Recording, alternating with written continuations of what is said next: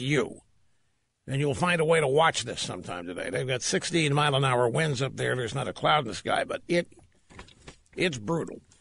You know, this text exchange between Lisa Page and Peter Strzok, where she asks him, Trump's not going to win, right? He's not going to become president, right? And Strzok writes back, no, he's not.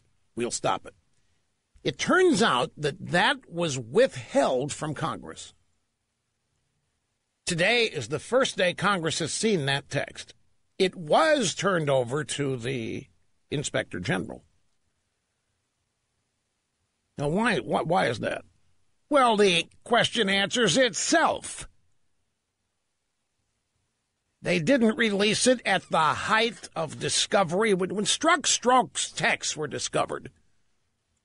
I mean, it was Katie bar the door. Look what we've found here. They're actively working against Trump. These people were actively trying to undermine Trump. There was a fever pitch of emotion at the time. And so Congress is requesting all this stuff, and this was not turned over to them. But it was turned over to the Inspector General, Horowitz. I'm sure they figured that the emotion had died down, and that by the time it gets released in the IG report, we've been there, done that. The moment has passed. And, you know, there'll be the usual, my God, look at this. They didn't turn this over to us. Yeah, oversight problem, whatever. But it was just an effort to obfuscate and to delay. The "we'll stop it" text was withheld from Congress. Seems like obstructing an investigation to me. Seems like political bias. But no bias on the part of Comey. So who was it that was actually trying to subvert an election here? That, to me, is the question.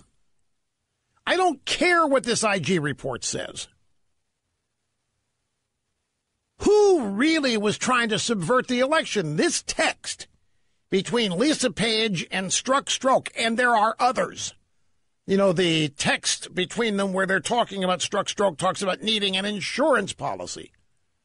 You know, she's telling him there's no way this Trump guy is going to win. He can't win. There's no way. And he says, not so sure. We may need an insurance policy. Then later, in August of 2016, she's not as confident.